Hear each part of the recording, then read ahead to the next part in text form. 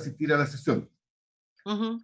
Asimismo, se recibió del Comité de Renovación Nacional un comunicado con el reemplazo permanente del honorable senador señor Rodrigo Galilea Vial por la honorable senadora señora Marcela Sabat Fernández. Muy bienvenida. Muy bien.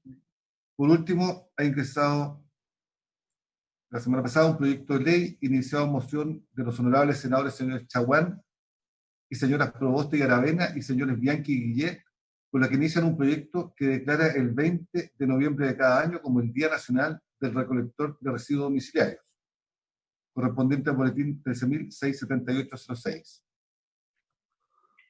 Muy bien, secretario, damos, ya que estamos adentro con la comisión constituida, nuevamente la bienvenida a la senadora Sabat a esta comisión de gobierno, que es un agrado esta comisión y nos llevamos muy bien, tratamos de sacar casi todo por unanimidad, ¿no es cierto? Y hacemos lo posible por llegar a acuerdos. Así que, Marcela, no tengo duda que va a hacer un gran aporte a esta comisión. Gracias, presidenta. Y también al género, ya no voy a estar tan sola. Sí, feliz. Secretario, primer punto, transparencia. El segundo trámite constitucional sobre modificación a la ley de acceso a la información pública. Tenemos invitado la Fundación Multitudes, doña Paulina Ibarra de la Fundación Multitudes presentó una minuta que se hizo llegar a los senadores y está presente doña Paulina. Bien, le damos la bienvenida a doña Paulina y le ofrecemos la palabra. Paulina, tiene usted la palabra. Muchas gracias, señora presidenta. Honorables senadores y senadoras, primero que todo agradecer la oportunidad que nos dan como Fundación Multitudes de intervenir en la sesión de Comisión de Gobierno, Descentralización y Regionalización. Esta no es la primera oportunidad y espero no sea la última de presentar nuestras indicaciones a la Ley 20.285. En el año 2015 nos presentamos a la Comisión Engel para hablar de la importancia de reformar la ley e incluir sujetos no presentes.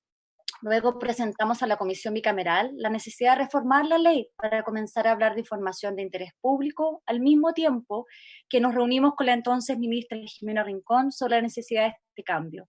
Y ahora frente a ustedes para presentar indicaciones necesarias para mejorar este proyecto de ley. Segundo, saludar muy especialmente a la senadora Marcela Sabat, que se integra a esta instancia y al Pleno del Senado. Siempre es bueno ir mejorando los estándares de paridad, senadora, y fue una muy buena noticia que usted haya sido designada en reemplazo del senador para integrarse a la Cámara Alta. Así que bienvenida y le deseamos desde Fundación Multitudes una muy buena gestión. Muchísimas gracias, Paulina. El acceso a la información es uno de los fundamentos básicos para el ejercicio de los derechos constitucionales de las personas y entendiendo que muchos de esos derechos se ven satisfechos en parte por la acción de privados, se hace indispensable que aquellos que presten servicios, manejen o administren bienes de uso público se sometan a la ley de transparencia. En el fondo, si consideramos la necesaria soberanía nacional sobre los recursos comunes y el hecho de que existen servicios públicos que son prestados por privados, entendemos que a esos privados debiéramos exigirles estándares mínimos de transparencia que permitan un mejor control sobre sus actuaciones. Como ustedes muy bien saben, desde la segunda mitad del siglo XX en Chile se produjo un profundo proceso de privatización en el cual distintos bienes nacionales han sido puestos en manos de empresas privadas en virtud de la facultad que el Estado le concede a los particulares para aprovecharse de ellos, sin dejar de pertenecer a la nación toda. Estos bienes entregados para su prestación, manejo y administración al sector privado fueron de dos tipos. Por un lado, se encuentran los conocidos a nivel doctrinario como bienes nacionales de uso público o bienes públicos, cuyo dominio pertenece a la República y su uso a todos sus habitantes, según lo prescrito en el artículo 589 del Código Civil y el artículo 19, número 23 de la Constitución, así como también los bienes que son de propiedad del Estado, por definición de la propia Constitución en su artículo 19, número 24. Entre estos bienes esenciales y estratégicos encontramos el agua, las minas, los recursos hidrobiológicos, las playas, los mares y otros que se asocian con los sectores productivos de la energía, la minería, la pesca, entre otros. Por otra parte, encontramos todos los derechos económicos, sociales y culturales, tales como son la salud, educación, seguridad social, vivienda, entre otros. Estos derechos son en parte satisfechos por la acción de privados o grupos intermedios, dada la configuración de Estado subsidiario que tiene nuestro Estado a la luz de la Constitución vigente. Existe un evidente interés nacional en que esos derechos se vean adecuadamente satisfechos, no solo por una cuestión de justicia social, sino también por el compromiso del Estado subsidiario es actuar en aquellos casos en que los privados no puedan hacerlo, de manera de no dejar a las personas desprovistas de sus derechos. Todos estos bienes tienen en común un núcleo central propio del ámbito público. La propiedad pública, a diferencia de la propiedad privada, que tiene una función social que delimita su contenido, es función en sí misma. Los artículos 5 y 10 de la Ley 20.285 sobre el acceso a la información pública establecen como públicos todos los actos y resoluciones de los órganos de la administración del Estado, incluyendo sus fundamentos, los documentos que les sirvan de sustento o complemento directo y esencial, y los procedimientos utilizados para su dictación. Igualmente, es pública toda aquella información elaborada con presupuesto público y cualquier otra información que se encuentre en poder de los órganos del Estado. En este último caso, la ley establece dos supuestos, ya sea que la información sea confeccionada con presupuesto público o bien que sencillamente se encuentre en poder de los órganos de la administración pública, debiendo aplicarse el principio de transparencia en ambas hipótesis, aun cuando dicha información diga relación con aquellos bienes, actividades o servicios que se han prestado, se manejen o administren por un órgano del sector privado. Es importante destacar que tales bienes jurídicos se enmarcan dentro de lo público, por lo cual deben responder a los principios de publicidad y transparencia, todo por cuanto los bienes nacionales de uso público y los derechos económicos, sociales y culturales importan un interés ciudadano intrínseco, lo que es fundamento suficiente para que todo aquello que diga relación con dichos sectores productivos que implican el aprovechamiento, por ejemplo, del agua, las minas, la energía eléctrica, o bien servicios como la salud o la educación, se entienda dentro de la información que debe ser asequible a todos los habitantes de la nación, sin importar que la misma se encuentre en posesión de un organismo privado. Toda la información obtenida por las empresas privadas que afecte el ejercicio de derechos y garantías de nuestros ciudadanos es de relevancia nacional. En ese sentido, el artículo 19 de la Declaración Universal de Derechos Humanos establece, dentro del derecho a la libertad de opinión y de expresión, que todo individuo tiene derecho a investigar y recibir informaciones y opiniones y el de difundirlas sin limitación de fronteras por cualquier medio de expresión, consagrando así el derecho de acceso a la información como un derecho humano, que por lo tanto se encuentra protegido por la misma declaración en su artículo 28 y por nuestra Constitución Política de la República en su artículo 5, que establece la obligatoriedad de los países contratantes, en este caso de Chile, de adecuar el sistema legal interno a las exigencias de los tratados internacionales suscritos y ratificados por los mismos, con el fin de asegurar que los derechos y libertades proclamados por dichos cuerpos normativos se hagan plenamente efectivos. Amparo que se veía reforzado por la iniciativa introducida en el boletín 8805-07, que buscaba realizar una reforma constitucional para introducir el derecho de acceso a la información como un derecho fundamental y que finalmente lleva años sin prosperar en el Senado. Entonces, el acceso a la información, un derecho humano que le pertenece a la persona por solo hecho de serlo, reconocido por tratados internacionales, siendo necesario con ello que se consagre como derecho fundamental en nuestra Constitución, por ser indispensable para el ejercicio de derechos y garantías de nuestros ciudadanos. Y el entender que se está tratando con bienes jurídicos propios de lo público, creemos que en Chile se hace absolutamente necesario incluir como sujetos de la ley a los privados que gestionen, usen, aprovechen o administren bienes de uso público o el acceso a derechos económicos, sociales y culturales. En ese sentido, consideramos que la información relativa al uso, aprovechamiento y administración de bienes nacionales de uso público o de servicios relativos a estos derechos antes mencionados debiera quedar cubierta por las normas de transparencia englobadas en el concepto de información de interés público. Y déjenme brevemente explicar este concepto. Por lo mismo, creemos que el actual proyecto de la ley es insuficiente, no quedando a la altura la tendencia internacional de generar obligaciones a todas aquellas personas jurídicas de derecho privado, incorporando este concepto. Para estos efectos, se entiende como información de interés público, especialmente la información cuya divulgación pueda favorecer los procesos de control democrático y el Estado de Derecho.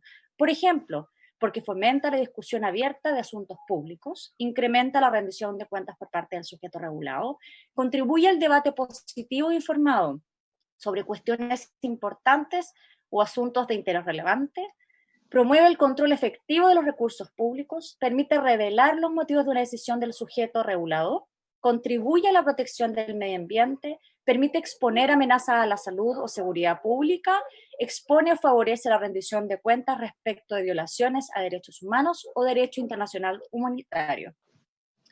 La información de interés público producida por privados debiera ser canalizada a la población a través de los respectivos organismos reguladores o fiscalizadores de los diversos sectores regulados, cumpliendo para ello con lo que determinen las instrucciones generales del Consejo para la Transparencia.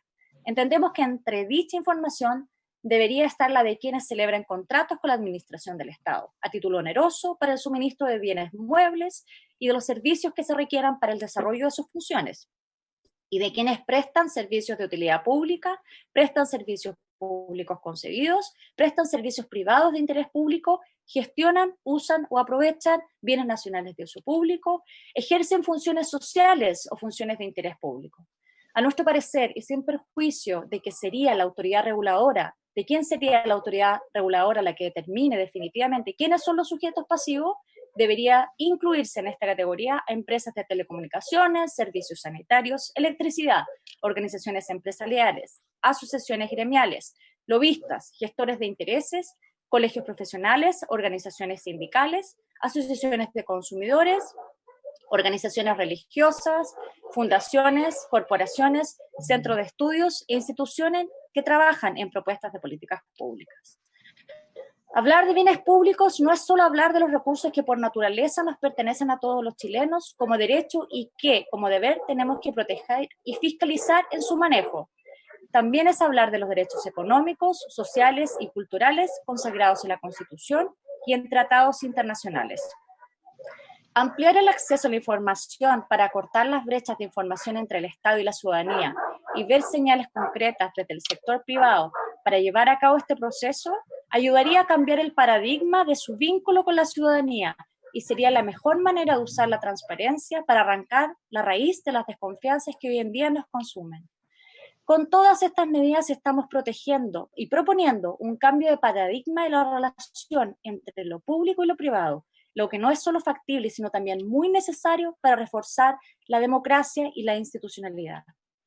Para ir concluyendo y a riesgo de ser insistente, queridos senadores y senadoras, este es un proyecto de ley bien intencionado, pero que queda corto en sus propósitos. No basta con ampliar su campo de acción a otros órganos de la administración del Estado. Requiere incorporar a aquellas empresas que, no siendo del Estado, sí tienen injerencia en la administración de los bienes públicos, como por ejemplo los recursos naturales, la energía, las comunicaciones.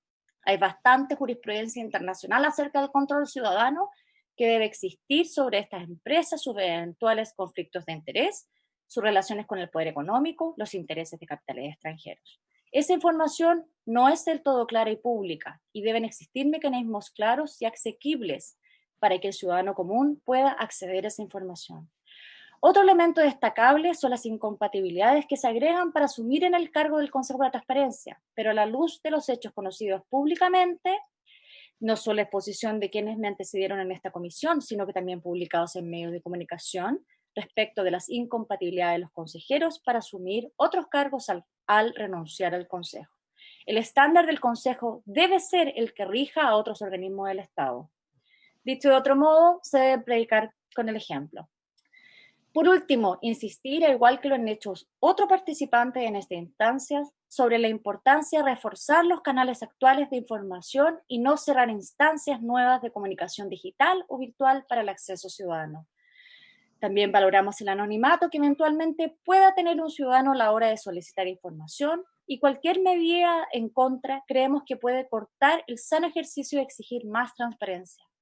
Si el ciudadano tiene derechos y deberes, pero cuando en el ejercicio del deber asumir su identidad, por ejemplo, puede lesionar su derecho, exigir transparencia, creemos que en este caso, y solo en este caso, debe respetarse el anonimato. No es misterio para nadie la alta desconfianza de las instituciones. Un número de carné o pasaporte en la pantalla del computador inhibe a cualquiera que cree que sus datos serán utilizados de mala manera. No es lo mismo que cuando se denuncian las irregularidades ante la Contraloría o la Justicia, por ejemplo, pues ahí uno debe hacerse cargo responsable de sus argumentos. La transparencia no es un juego, no es una moda, no es un eslogan político. La transparencia es parte consustancial de una democracia sana. Hace una semana, el diario La Tercera me publicó un artículo ante los riesgos y las amenazas que significan para las democracias modernas la pandemia que nos afecta. Y esto no se suscribe solamente a las medidas de fuerza que se han debido adoptar para evitar una mayor propagación del virus, como ocurre como limitar la libre circulación y obligar al confinamiento, sino que sobre todo al acceso a la información. Esa es la mayor amenaza, a mi juicio.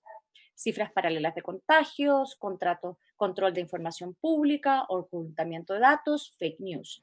No hablo de Chile, hablo de lo que ocurre en otros países, pero no estamos ajenos a estos fenómenos que lesionan las confianzas en las instituciones ya cuestionadas por sí, por razones que no vienen al caso a detallar.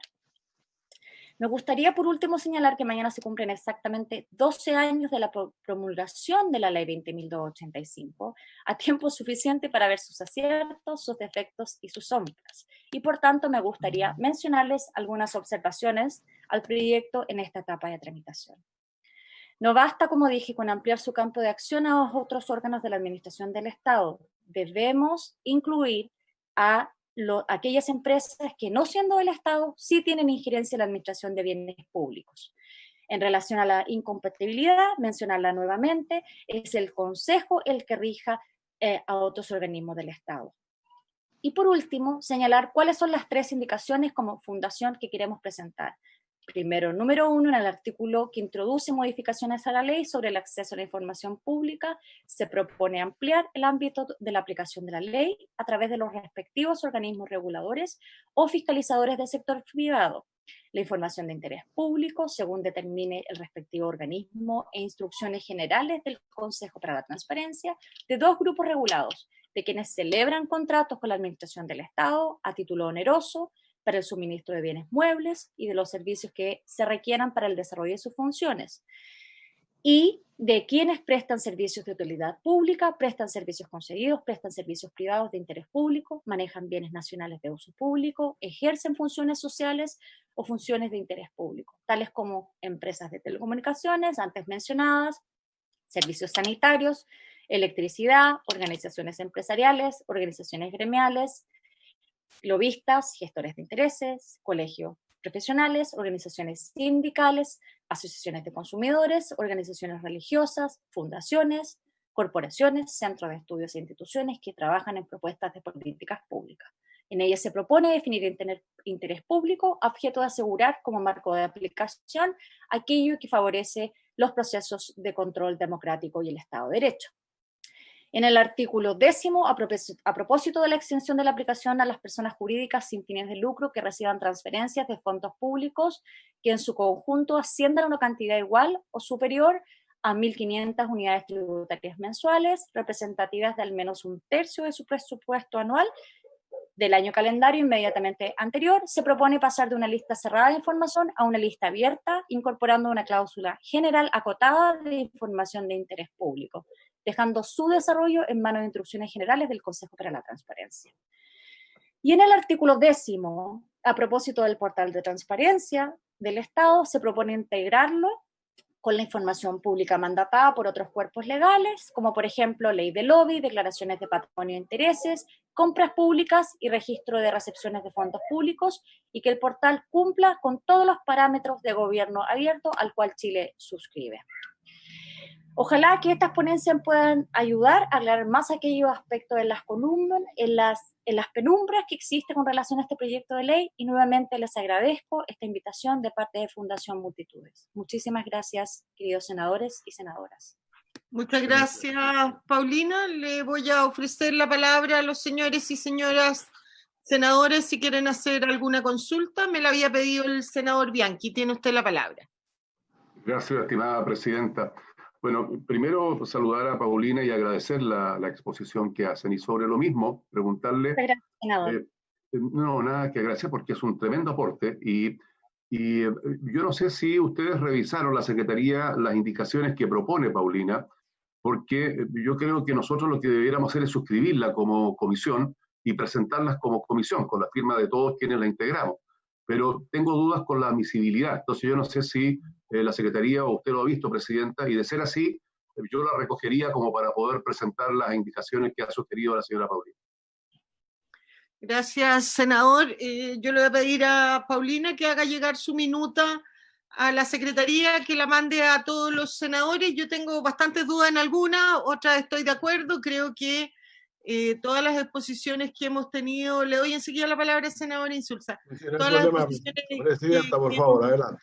Sí, todas las exposiciones que hemos tenido nos han aportado mucho, han sido muy buenas y tienen distintos puntos de vista y la idea, lo que yo les quiero proponer a ustedes, que votemos el proyecto hoy día. En general hemos escuchado una gran cantidad de personas, salvo que la senadora Sabat nos pida una semana para ponerse al día o si ya lo había visto en la Cámara, pero creo que sería importante que avanzáramos en general para entrar de lleno a lo que usted dice, senador Bianchi, mandarlo a la sala y que luego vuelva para su estudio en particular con plazo de indicaciones donde podemos concordar algunas como comisión o en lo que no estemos de acuerdo, cada quien las presentará. Senador Insulza tiene la palabra. Presidenta, lo penúltimo que dijo usted es lo que yo iba a decir ahora, es decir, yo creo que tenemos una cantidad de indicaciones que nos han planteado distintos ponentes acá y yo espero que las revisemos todas seriamente para ver cuáles conviene introducir. Tengo algunas dudas, voy a plantear una en un momento más, pero creo decir que lo último que dijo usted es lo que yo iba a proponer también en el sentido de que votáramos hoy día en general. Creo que nadie ha cuestionado la importancia de este proyecto y su pertinencia. Ahora, por cierto, le podemos hacer agregado, podemos hacer otras cosas, pero yo no tengo ninguna dificultad en que lo votemos hoy. Claro que, por cierto, escuchando a la senadora Sabat primero acerca de qué es lo que opina sobre eso.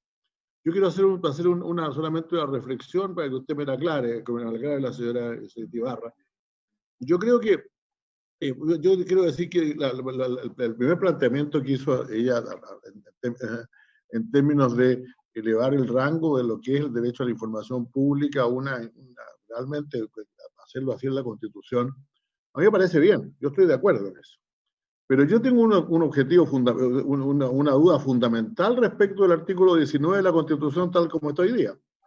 Porque primero consagra el derecho y después dice quiénes son los dueños de ese derecho y lo convierte prácticamente en inexpropiado. Esto pasa con la escuela, pasa con los hospitales, pasa con todo tipo de otros servicios públicos. Entonces yo, reconociendo la importancia de esto, yo quiero decir que para mí, por lo menos, uno de los grandes temas de la discusión constitucional es cómo separamos los derechos de las personas a tener determinadas cosas, el derecho de todos los chilenos a tener educación, a tener salud, a tener seguridad pública también. Y como usted señala, información, ¿cómo lo separo de quienes, del elenco, de quienes tienen derecho, quienes por así decirlo son en la práctica los titulares de este derecho?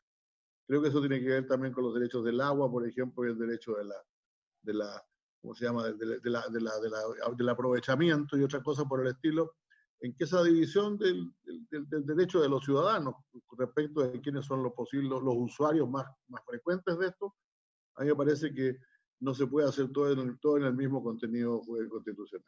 Pero esa es una opinión solamente para esto, y vamos a discutirla en ese momento. Por cierto, vamos a considerar todas las indicaciones que usted nos presenta, que me parece muy interesante. Gracias, senador. Tiene la palabra la senadora Sabat.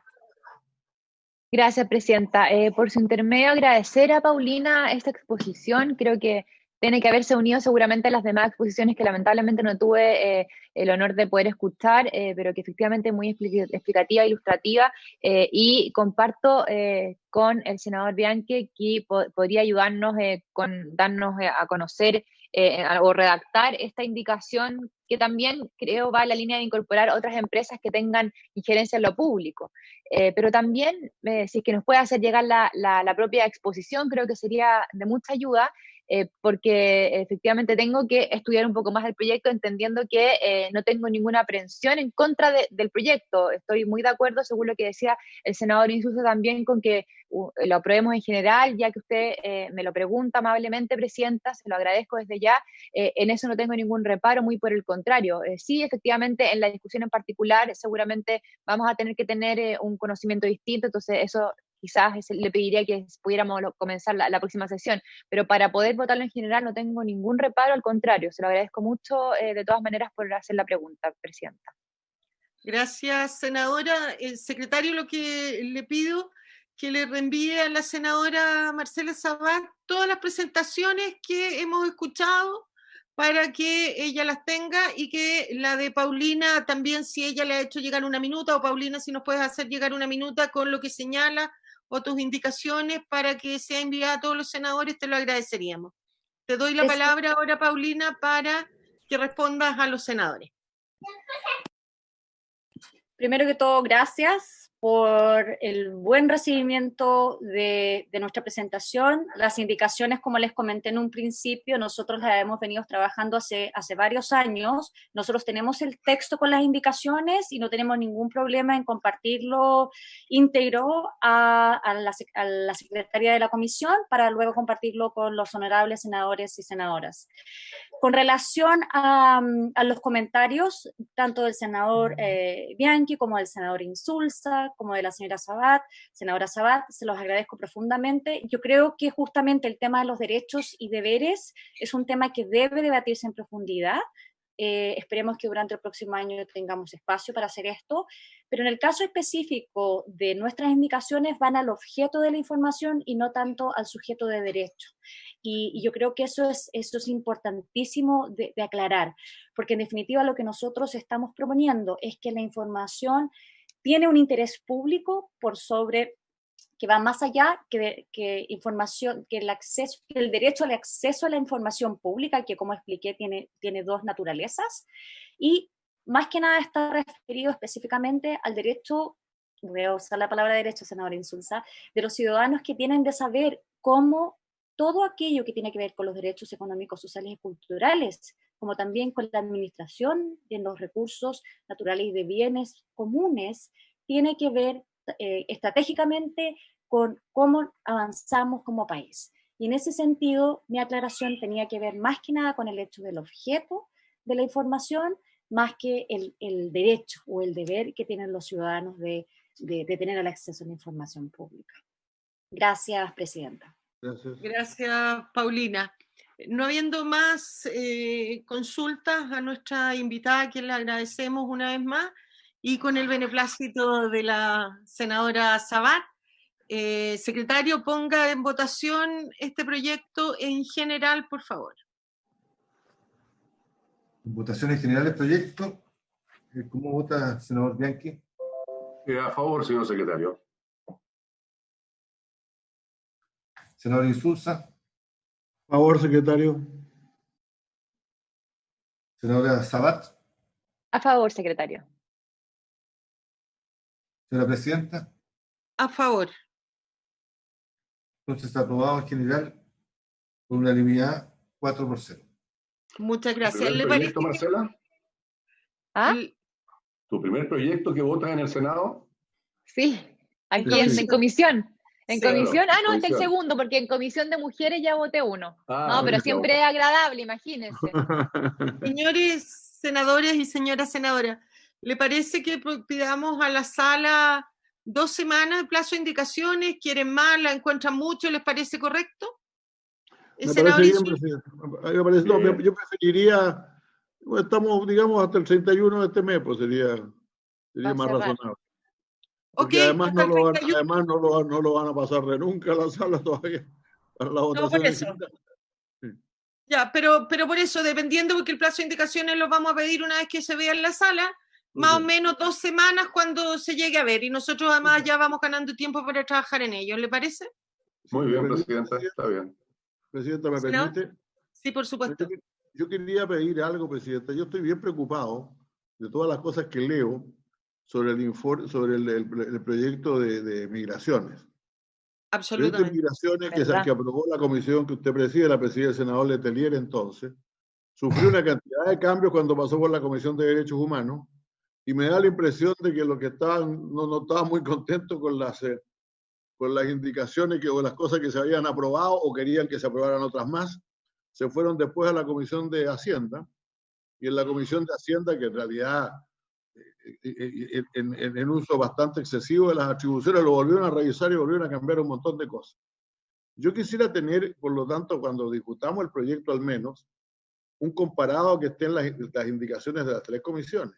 O sea, en el fondo, que lo que yo quiero es que la redacción nuestra del proyecto de esta comisión no se pierda y no sea, digamos, al final no cambie demasiado para ver cuánto, o sea, no quede escondida dentro del comparado que se hace, sino que yo quisiera tener por lo menos una visión nuestra de cómo salió el proyecto de gobierno interior, qué cambios se le hicieron en la Comisión de Derechos Humanos y qué cambios se le volvieron a hacer en la Comisión en la Comisión de Hacienda después, por lo menos para tener una imagen exacta de qué fue lo que ocurrió con ese proyecto.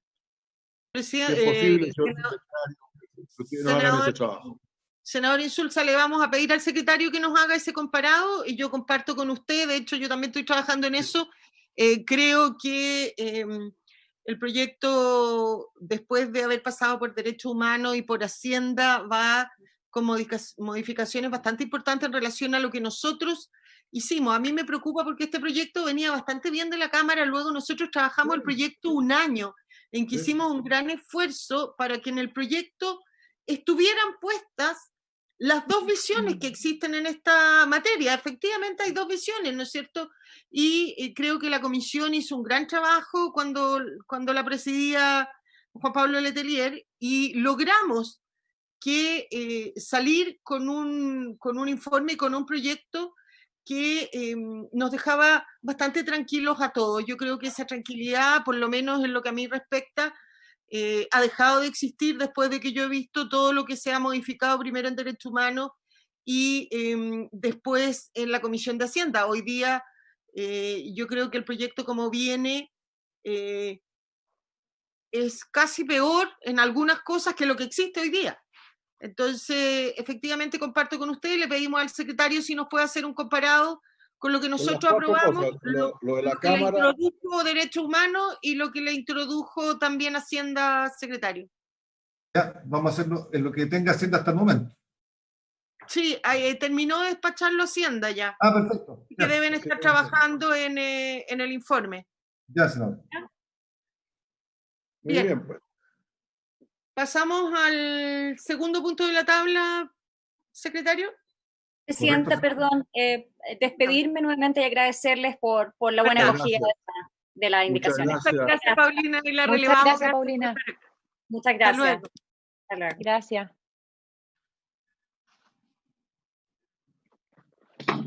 Pablo. Sí, senadora. El segundo proyecto de la tabla, senadora, corresponde al proyecto de ley en segundo trámite constitucional que modifica la Ley Orgánica Constitucional sobre transparencia, límite y control del gasto electoral para ampliar el plazo de prescripción de la acción penal de los delitos contemplados en dicha ley. Este proyecto tiene normas de rango orgánico constitucional. Según señala el mensaje, se busca respaldar los estándares legales existentes, fortaleciendo la persecución y sanción penal en caso de comisión de los delitos contemplados en la Ley 19.884, ampliando la prescripción. Los delitos que actualmente contempla la ley son los artículos 30 y 31, que sancionan primero al que otorgue u obtenga aportes para candidaturas o partidos políticos cuyo monto excediere en un 40% lo permitido por la ley. Segundo, a quien utilice los aportes o fondos obtenidos del fisco en una finalidad distinta a la cual estaban destinados. Y tercero, al administrador electoral, administrador general electoral o administrador general de los fondos de un partido político que a sabiendas en sus rendiciones de cuenta al servicio electoral proporcione antecedentes falsos o certifique hechos falsos. El artículo 60, si bien establece la prescripción de la acción penal en el plazo de 2 años, originalmente de 1 año, aunque se aumentó, aún no se condice con el plazo de prescripción general de los simples delitos, que es de 5 años, de conformidad al artículo 94 del Código Penal, como señala el mensaje. Este proyecto ingresó a tramitación el 17 de marzo de 2020, siendo despachado por la Cámara de Diputados el 14 de junio en curso con urgencia calificada de suma, y fue aprobado por 137 diputados de un total de 155 en ejercicio. Ok. Entiendo, secretario, que para este proyecto no hay nadie del Ejecutivo que nos explique el objetivo y por qué presentaron el proyecto. Por lo tanto, si a los señores senadores les parece, salvo que alguno de ustedes quiera hacer uso de la palabra, dejemos este punto hasta acá.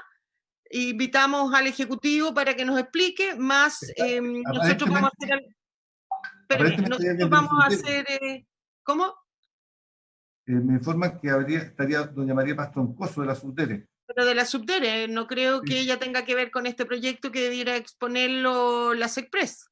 Guillermo Iturrieta, no sé. También es de la Subdere. Sí. Que están por el lo que usted señala, Presidenta. La sugerencia que usted formula... Exacto. Nosotros vamos a invitar al Ejecutivo y a otras personas. Si los señores y señoras senadoras tienen a alguien a quien invitar, nos hacen llegar el nombre a la Secretaría para que lo pongamos para seguir analizándolo en la próxima sesión. Muy bien. Muchas gracias, Presidenta. De acuerdo. Gracias. Tercer proyecto. El tercer proyecto de la tabla, señora senadora, es el proyecto de ley en segundo trámite que suspende transitoriamente la aplicación de las multas a que pueda haber lugar por el no pago oportuno de las patentes a que obliga la ley de alcoholes cuando la infracción coincida con la prohibición de funcionamiento dispuesto por la autoridad sanitaria, correspondiente al boletín 13.650-06. Que tuvimos recién una cantidad de personas que vinieron a hablar hace una semana atrás sobre esto, ¿no? Exactamente, y también habíamos escuchado, ¿no es cierto?, a asociaciones gremiales de pequeños comerciantes con patentes de alcohol, y escuchamos al Ejecutivo, que precisamente nos había acompañado María Paz Troncoso, y escuchamos a las dos asociaciones más grandes de municipios. Este es un proyecto, desde mi modo de ver, bastante complejo, ¿no es cierto?, porque la decisión que se tome va a afectar a una de las dos partes y finalmente a usuarios de los municipios, sea porque los municipios dejen de contar con este importante ingreso municipal, ¿no es cierto?, que son los recursos con los cuales ellos finalmente ayudan a las personas más vulnerables, o si por el lado contrario, ¿no es cierto?, también se pueden ver afectados a aquellos comerciantes que no tengan los recursos para poder pagar esas patentes. Yo tengo entendido, por lo que he estado averiguando, que hoy día ya hay más de 170 municipios que se han acogido al decreto 301 del gobierno, y hay otro tanto que ya están con el tema en sus consejos. Por lo tanto, yo quisiera, si así ustedes lo estiman, y previo a escuchar a María Paz Troncoso, que esperáramos una semana más antes de aprobar o rechazar este proyecto para ver cómo evoluciona el tema con los municipios. Si siguen con este ritmo de aprobación, porque desde mi modo de ver, aprobar este proyecto atenta gravemente contra la autonomía municipal, aparte de generarle todo el problema económico. El gobierno, yo creo que ha sido claro que no tiene muchos más recursos para aportar en este 23%, más o menos, entre 23 y un 27%, en unas comunas más, en otras menos, pero ese es el promedio. ¿Qué significa el aporte de estas patentes municipales de alcoholes? Ofrezco la palabra. Senador Bianchi.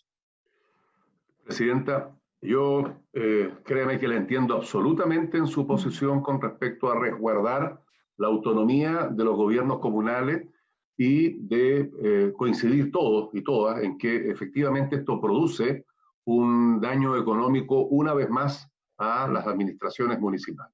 De eso no hay duda alguna. El punto es, Presidenta, que yo entendiendo su punto, creo que nosotros como comisión también debiéramos dar una señal. El que nosotros lo votemos favorablemente, esto da una señal igual a la desesperación que tienen miles de personas que tenían este microemprendimiento, que no han podido ejercer su labor comercial y se le está haciendo cobro. Entonces, como usted bien explica, por un lado tenemos el efecto negativo que esto produce a los municipios, real, concreto, y por el otro lado tenemos el tremendo perjuicio que reciben estas otras personas que son los propietarios de estas patentes. Entonces, nosotros dar una señal, eso no significa que esto, nosotros simplemente, yo creo que es una buena señal pública como comisión. Ahora, si usted considera de que esto efectivamente puede provocar un daño a la autonomía municipal, bueno, sometámoslo por último a una votación. Pero aquí lo que tiene que pronunciarse, y usted lo ha dicho, es el Ejecutivo. O sea, el Ejecutivo en esto tiene que pronunciarse. Tiene que entender que aquí no se puede afectar ni la autonomía municipal, ni lo que tiene relación con el presupuesto municipal. O sea, ya han hecho una labor tremendamente extraordinaria los municipios en todo el país. Ahora, esto se está resolviendo por sí mismo. Es un hecho real. Pero nosotros como comisión en nada podríamos afectar en esto, Presidenta, y solo le pido que le dé una vuelta más a su primera reacción con respecto a dejarlo una semana, porque si lo dejamos una semana, en el resto del país están pensando que nosotros estamos retrasando la votación de este proyecto, y hay muchos municipios que aún no lo han resuelto, y hay muchísima desesperación.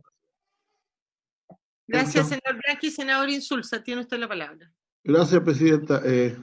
Yo simpatizo profundamente con las dos partes de este asunto. Por lo tanto, es difícil tomar una decisión. Yo no estoy disponible para cortar de más los ingresos a los municipios, de lo que ya se les cortó con la otra ley, la que dictamos sobre las patentes y los permisos de circulación y otras cosas, ¿no? Y la verdad es que están en una situación difícil. Entonces, mientras no se me diga de qué manera el gobierno puede, por así decirlo, paliar en parte la merma de recursos que significa para los municipios el no pago de estas patentes, yo la verdad es que me cuesta mucho decidirla, a pesar de que realmente estoy completamente de acuerdo con el senador Bianchi. Nosotros hace unos días atrás tuvimos una sesión de lamentación de la pequeña y la mediana empresa, que fue la pequeña empresa en realidad. Yo creo que uno de nuestros grandes problemas es que metemos en el mismo saco a las empresas mínimas, de tamaño mínimo, con las medianas, y eso no tiene ningún sentido. Pero pero escuchamos eso, y realmente muchas de ellas, como se dijo ahí, como yo lo repito aquí, no están necesitadas de exenciones, están necesitadas de recursos para sobrevivir. El problema no es reactivarlas, el problema es permitirles revivir mientras pueden entrar más adelante en una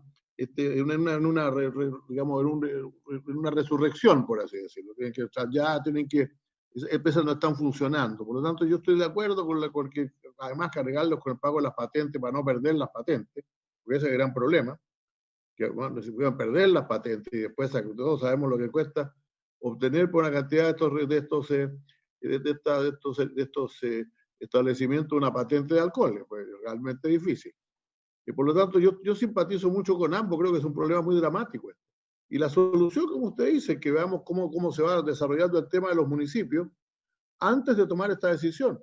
Por último, si la tomémosla ya sabiendo que los municipios no van a recibir otro golpe por esto, sino que existe alguna forma mínima de paliar su situación. Así que aunque digan que lo estamos postergando, sí lo estamos postergando porque nos resulta muy difícil privar a los municipios de buenas a primeras de un ingreso que es necesario, pero al mismo tiempo queremos saber de qué manera podemos ayudar a estas, sobre todo a las pequeñas y a las empresas más pequeñas que no pueden pagar las patentes a esta altura, de hecho ni siquiera están funcionando. Gracias, senador. Senadora Marcela Sabat. Gracias, Presidenta. Miren, me pasa que yo comparto mucho su criterio, también en la misma línea de lo que ha comentado el senador Bianchi y el senador Insulza con respecto a que aquí estaríamos privando a las municipalidades nuevamente de recursos que necesitan con urgencia para poder paliar las necesidades de la ciudadanía hoy día. Pero creo que efectivamente también, al estar inspirados en la suspensión del pago y no en la eliminación de quizás también el criterio debería ser distinto. ¿Por qué? Empatizando profundamente, y aquí lo decían el senador Insulza y el senador Bianchi, con hoy día los microemprendedores, que necesitan hoy día alivianar la carga. Entonces, la carga tiene que ver con el no pago de ciertas obligaciones. Y aquí yo creo que podríamos ayudar. O sea, efectivamente necesitamos aquí que sea el gobierno quien venga a pronunciarse respecto de cómo pueden agilizar esta tramitación. Yo creo que quizás sí comparto también la apreciación del senador Bianchi, entendiendo que el espíritu de la comisión es siempre funcionar unánimemente. Entonces, quizás yo me inclinaría por a lo mejor iniciar esta votación en general, si es que se llama de alguna otra manera, o si se quiere unánimemente, pero para apurar quizás el tranco al gobierno en decir qué es lo que vamos a hacer en esta materia, porque todas estas respuestas son para ayer o antes de ayer, son urgentes. Entonces, yo creo que quizás podríamos ayudar en enviar una señal política a todos los microemprendedores que están ahogados, que necesitan aliviar su carga todos los días con a lo mejor la suspensión de algunas obligaciones, y también de solicitar al gobierno quizás un pronunciamiento que vaya en la línea de también no cargarle la mata a los municipios. No sé, Presidenta, si es que hubo un pronunciamiento ya de la Asociación Chilena de Municipalidades, claramente tiene que haber sido contraria, pero entiendo que aquí hay dos almas a las que tenemos que responder. Si bien las municipalidades están ahogadas también y necesitan recursos para responder a la ciudadanía, creo que hoy día los microemprendedores, los microempresarios y empresarias están necesitados también de que nosotros les demos una señal política de cómo, además, una de sus prioridades es que deban dejar de pagar patentes cuando no están utilizando mayormente sus localidades. Entonces, eso, Presidenta, manifestar mi quizás voluntad para dos distintos criterios que aquí se han manifestado. Gracias, senadora. Quisiera darle la palabra a María Paz Troncoso, representante de la Subdere, si nos puede iluminar en esta materia. María Paz. Si viene con plata o no. Ya no queda. Pero que venga con micrófono, por lo menos que venga con micrófono, porque no la estamos escuchando. Ahora sí. Eso sí, gracias. ¿Por ahí sí? Perfecto. Muy buenas tardes a todos. Muchas gracias. Nosotros nos comprometimos la semana pasada a hacer un levantamiento de cómo avanzaba la aplicación del decreto 301 y lo adelantaba la senadora Ebensberger. Ya se han acogido en poquito más de una semana y un día, 174 municipios acogiendo la prórroga de las patentes. Adicionalmente, tenemos a otros 46 municipios que han señalado que no se acogerían a esta prórroga. Son fundamentalmente, me atrevo a decir, municipios más bien pequeños, con excepción de la comuna de La Serena.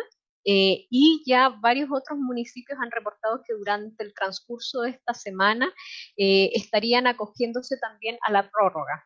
Efectivamente, la aplicación y la decisión que se ha otorgado al Consejo y al alcalde es de alguna forma el pronunciamiento que hemos asumido como Ejecutivo, de modo de dejar la decisión precisamente para cada una de las administraciones comunales, entendiendo que ellos tienen mayor claridad respecto a sus propias realidades, porque como les comentábamos la semana pasada, son 18 los distintos tipos de patentes de alcoholes que existen y naturalmente afectan a distintos empresarios, desde pequeños empresarios que se pueden encontrar asociados a los negocios de turismo, a grandes supermercados. Yo les comentaba la semana pasada también que una patente de alcohol puede ir desde las 0,5 UTM a las 4 UTM, vale decir entre 24.500 pesos a cerca de 200.000 pesos por semestre. Si nosotros miramos el universo general, estamos hablando a nivel país que la recaudación de patentes de alcoholes representa algo así como 8.500 millones de pesos. Dicho eso, nosotros, a través, deben saber ustedes, del ministro del Interior, constituiremos una mesa próximamente, precisamente con los distintos municipios, a través de las asociaciones, para ir analizando los efectos y los distintos impactos que ha tenido la pandemia en las arcas municipales. De alguna forma, como subsecretaría y naturalmente como gobierno, ya se han distribuido dos grandes fondos, Fondo Solidario 1 y Fondo Solidario 2, que ha permitido paliar los mayores costos que han tenido los municipios para enfrentar la pandemia. Y de alguna forma eso ha permitido a varios de estos municipios también reorientar los recursos, porque efectivamente se advierte una caída y una caída general de los ingresos fiscales, y esta caída de ingresos que ronda el 15% a nivel país, naturalmente también genera una afectación. Ahora, nosotros desde el principio estamos conversando con los municipios, y muchos de los municipios fueron asumiendo también distintas medidas de ajuste o de reasignación de recursos, entendiendo que esta pandemia reorientaba todas las prioridades. Nosotros esperamos ya que en el transcurso de esta semana podamos tener un nuevo reporte, y creemos que muy probablemente, si hoy día estamos en el 50% de los municipios que se han acogido a la rebaja, los 125 municipios restantes ya tengan, un buen número de ellos, un pronunciamiento respecto de si aplicarán o no esta medida. Muchas gracias, María Paz. Esto se arregle solo.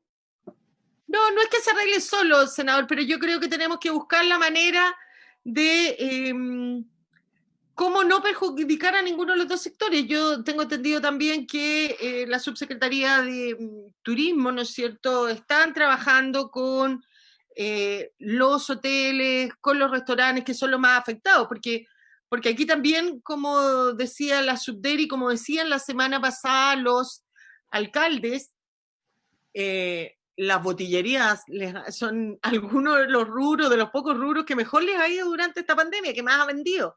Entonces hay que ver que sean, y nadie mejor que el municipio conoce la realidad de su región, porque acá también el proyecto de la ley es una norma general para todo el país, en que se van a poder beneficiar grandes, chicos, pequeños, con problemas o sin problemas. Cuando tú haces lo que hace el decreto 301 del Ministerio del Interior, que prorroga el pago de las patentes para el 2021, por lo tanto no lleva aparejada la sanción, pero le deja entregado a cada consejo municipal el acogerse o no acogerse. Me parece que son precisamente el alcalde y sus concejales los que mejor conocen la realidad de cada comuna. Los que, por ejemplo, decía María Paz Troncoso, La Serena no se acogió a esto, y no se acogió probablemente porque hasta hace muy poco ellos estaban funcionando normalmente. No habían tenido cuarentena, tenían pocos casos contagiados, por lo tanto su región funcionaba y seguían, ¿no es cierto?, estas patentes funcionando. Y así cada una de las regiones. Entonces, a mí me cuesta, yo de verdad les pediría, yo sé que es facultad de la presidenta, pero no quisiera ir en contra de todos ustedes. Esperemos una semana más para ver cómo sigue evolucionando eso. ¿Cuántas municipalidades se suman a estas 174 que ya han acogido la posibilidad de la prórroga del pago de patentes que indica en virtud del decreto 301 del Ministerio del Interior, para evitar estos problemas y así buscar la solución tanto de estas titulares de estas patentes, pero sin afectar la autonomía municipal, y más que la autonomía también los presupuestos municipales y por lo tanto los recursos con que estos tienen para ayudar a solucionar los problemas de las personas más vulnerables de cada uno de sus comunas. Eso. Yo le sigo, Presidenta, no tengo ningún problema. Entiendo absolutamente la situación, comparto el juicio, estoy como el senador José Miguel, que dice aquí hay dos almas, o sea, uno cuesta mucho, cuesta muchísimo. Entonces, sí, esto se va a ir arreglando igual por sí solo, cada territorio tiene su propia realidad, como bien lo señala. Y no es chiste cuando digo, bueno, aquí efectivamente esto se va a autorregular, se va a normar, pero el costo igual se lo están llevando los municipios. Entonces, lo sé. Me gustaría... Perdón. No, decirle simplemente que yo me sumo a su petición y lo dejamos la próxima semana. Por mí no tengo ningún problema. Gracias, senador. Marcela, ¿te parece? Ok. También de acuerdo, presidenta. Muchas gracias. María Paz, yo quisiera pedirle al Ejecutivo si ustedes nos pudieran, o a lo mejor, a ti también te lo pido, María Paz, pero también le pediría a Juan Pablo que oficiáramos, si a los señores senadores le parece, a ambas asociaciones, y que nos informaran si al día de hoy algún municipio ha caducado patentes de alcoholes por no pago.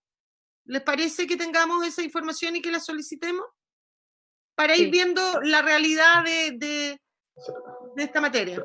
¿Sabe lo que pasa, presidenta? Mire, yo no sé si usted escuchó, pero yo estaba el otro día hablando de un economista francés ¿Sí? que hablaba de la imposibilidad de resurrección de muchas áreas económicas, entre otras, precisamente esta del turismo y fundamentalmente esta de la hotelería y de los restaurantes y todos estos servicios. Es muy difícil que esta gente efectivamente logre una sobrevivencia económica en el próximo tiempo. Entonces, la patente es un tema, pero son miles de temas más. Entonces, yo entiendo, y por eso es que me allano a esta situación, ¿eh? Que cada territorio resuelva. Pero lo que nos vamos a tener que encontrar es en un par de meses más, y no dudemos de eso, en que vamos a tener que ver como Senado de qué manera con el Ejecutivo vamos a ver cómo vamos a reactivar, porque esto es muy, muy complejo. Y ya economistas de renombre de talla mundial en el mundo están señalando la imposibilidad de áreas económicas que simplemente van a ir al colapso económico y nosotros no vamos a ser la excepción. Entonces, una patente más, una patente menos, aquí se va a llevar el costo, se lo va a llevar el municipio. ¿Ah? Pero bueno, allanémonos a eso y veamos. Yo creo que nadie ha caducado, no dudo que un municipio caduque una patente. Yo también creo que nadie ha caducado.